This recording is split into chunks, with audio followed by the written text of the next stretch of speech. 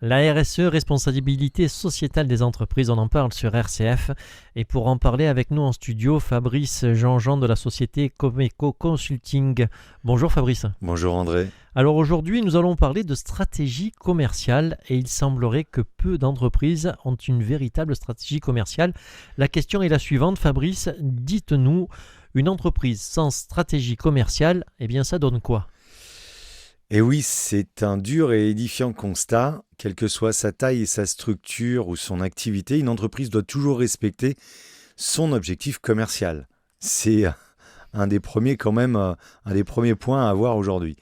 Et pourtant, 90% d'entre elles n'ont pas de stratégie commerciale. Alors ça donne quoi ? Oui André, vous avez bien entendu, 90%, c'est juste énorme. Et ce qui explique beaucoup de choses sur le résultat de notre économie. Ça n'explique pas tout, mais ça fait quand même déjà réfléchir. Ce qui se passe, c'est que n'ayant pas de stratégie commerciale, elles naviguent à vue, font souvent beaucoup d'efforts inutiles et pour certaines finissent par se noyer. C'est même l'une des principales raisons qui fait que 4 entreprises sur 10 ne passent pas le cap délicat de leur 3e année. Mais alors pourquoi et comment est-ce possible ? Alors il y a plusieurs raisons à cela. La première, à mon sens, du moins c'est ce que j'observe, c'est que près de 70% des chefs d'entreprise, hommes-femmes, arrivent à leur fonction de dirigeant, de dirigeante par la technique. C'est-à-dire qu'elles n'ont pas suivi de cursus de formation suffisamment poussé et suivi. Seule la Chambre des métiers propose un stage obligatoire d'une semaine avec un module sur la stratégie commerciale d'une demi-journée. Alors attention, loin de moi l'idée d'un procès d'intention contre les chambres consulaires qui mènent des actions d'accompagnement et de mise en relation via des événements business réseau. Et pour celui qui veut ou celle qui veut se donner la peine et surtout l'envie, il ou elle se verra doté d'une véritable force de développement de son activité. Donc, le point n'est pas là-dessus. La principale raison vient du statut d'auto-entrepreneur, il y a quelque temps qui n'existe plus aujourd'hui, car du jour au lendemain, sans conditions particulières, si ce n'est un licenciement, j'ai pas de travail, bien souvent j'en ai marre du patron, c'est l'une des principales raisons, ou je ne sais quoi encore, je décide de devenir mon propre patron. Et là, c'est comme dans la pub, c'est moi le patron. Sauf que qui dit patron, si j'ai 100 clients au-dessus de la tête, en fait j'ai 100 patrons. 100 patrons, oui. Et oui, là c'est pas du tout la même.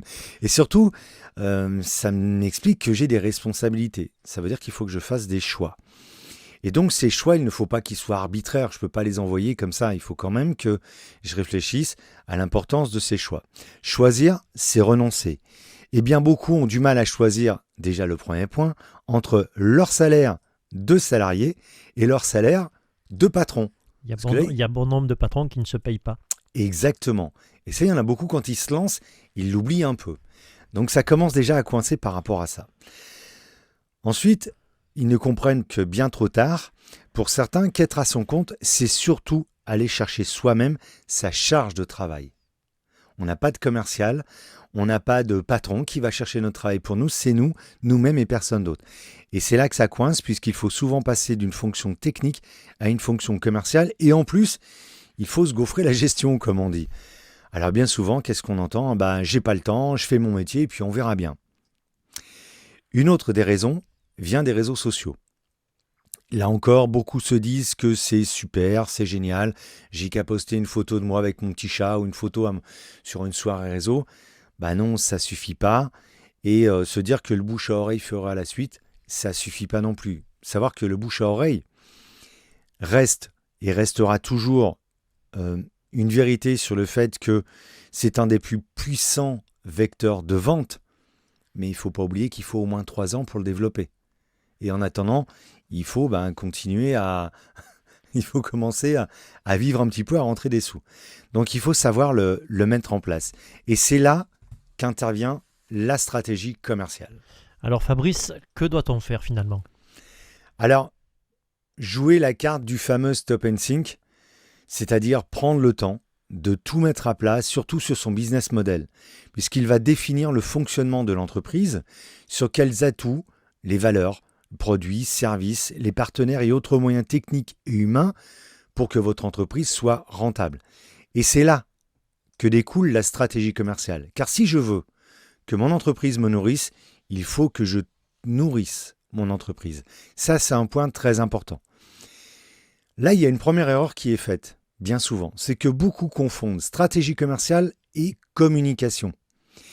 Et c'est là que je parle d'efforts inutiles qui finissent par saper le moral des troupes, car même si on a des résultats, ils sont bien souvent inférieurs à ceux estimés. Avoir une véritable stratégie commerciale permet d'anticiper les évolutions du marché, puisqu'elle nous informe sur les attentes de nos clients, ce qui est primordial, et bien plus encore, ce pourquoi ils sont prêts à payer. C'est quand même juste un petit peu important. Et surtout, avoir une stratégie commerciale avec un objectif nous permet d'avoir un coup d'avance sur nos concurrents. Avoir une stratégie commerciale, c'est avoir la culture de l'objectif afin de les atteindre.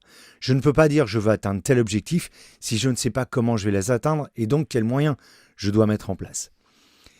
Il ne faut pas hésiter à se poser régulièrement, c'est-à-dire au moins une fois par mois, pour faire le point sur les objectifs que l'on s'est fixés. Est-ce qu'ils sont atteints ? Si oui, c'est le moment de valider certaines actions mises en place. Et dans le cas contraire, alors il ne faut pas tout jeter, d'accord, mais redéfinir quels sont les moyens humains et techniques à mettre en œuvre pour les atteindre.